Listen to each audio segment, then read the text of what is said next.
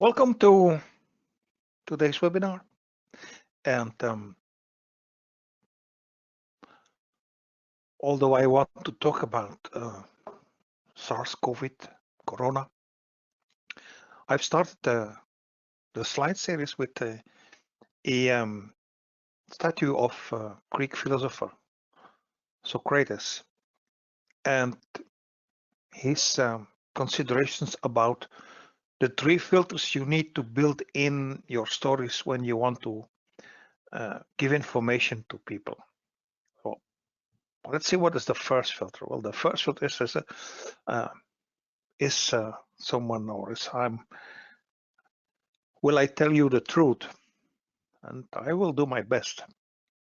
The second filter is will I give you some positive information that is useful? I'll do my best. And three, with that positive information, will you be able to use it in a way or another during your job as an embryologist or while you are practicing assisted reproductive technologies? And so today you have received via the social media so much information and fake information, and by the end I will give you an example that it is very difficult to get a clear image. So I try to filter out a few things about which I am quite sure that they will help you to understand what is going on when you get that COVID. And when I compare the information that you are getting from the social media and the media in general, it is reminding me of the allegory of the cave, that an allegory which was coming also from a Greek philosopher, Plato.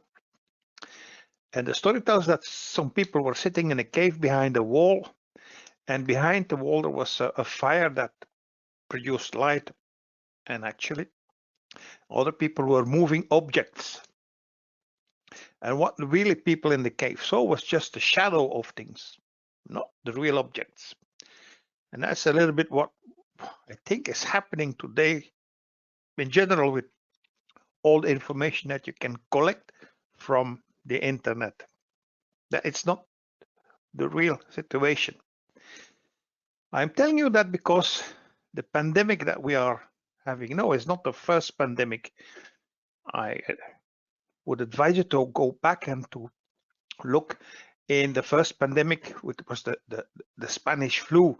It was called the Spanish flu not because it was brought in from Spain. Actually, it was already there. It was a British soldier who came back from Spain who contaminated the people, and it was known by the government. The government was really very aware of what was going on, but they kept it silent. They didn't want to admit that there was a big problem, and you know that the casualties were definitely very high. So I must say that in the beginning I was a little bit skeptic about the information that was coming from the media, until it became clear that definitely we had there a problem, and it had a direct impact on what was happening in the IVF clinics. And the next graphs or charts will definitely, or maps will definitely show you what happened in the first 5 months of 2020. And you saw there that very soon in Italy the activity was suspended, and it was then spreading over Europe.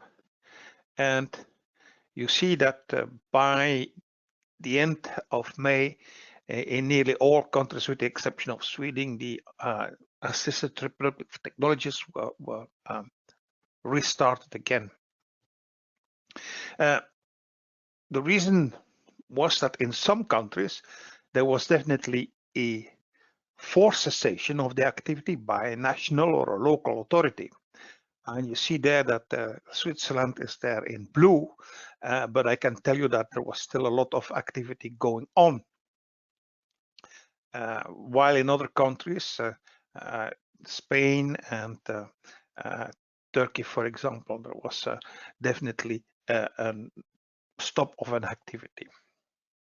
There were countries where there was a voluntary stop, notably like in Greece, in East Europe, and in Ireland. So that is what I want to say, that really the pandemic had a real impact on our professional activities with financial consequences for clinics. I can tell you that I have on my clients a clinic who really made a lot of, and I think all of them made quite considerable financial losses. Also, my company made losses because I couldn't visit the clinics. They were locked down. And the first question that I wanted to find an answer on is it possible that viruses are transmitted together with embryos, or are viruses able to infect gametes? And definitely there was a study done in China about hepatitis B, and although they had used zona-free oocytes, so that must be said, they found that it was possible in all the controls of patients that they had and the number of oocytes and embryos that they had positives. So it was therefore possible that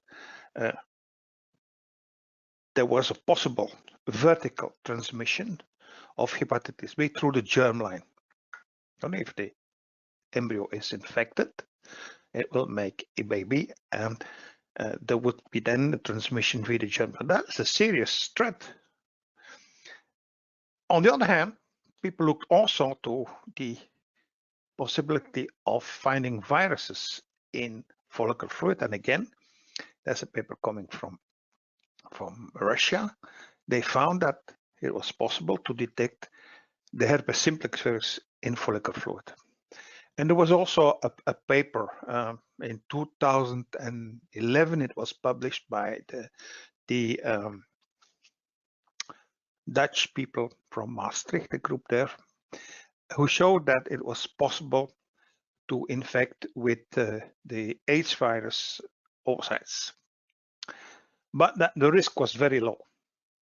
Okay, now let's have a look to the structure of that SARS-CoV virus, because it's very important to understand that, because we know that there were vaccines that were developed that were specifically orientated to proteins of the virus. And indeed, we see here, if we look to the different types of proteins that we find in the virus, that we have that spike glycoprotein, we have then a membrane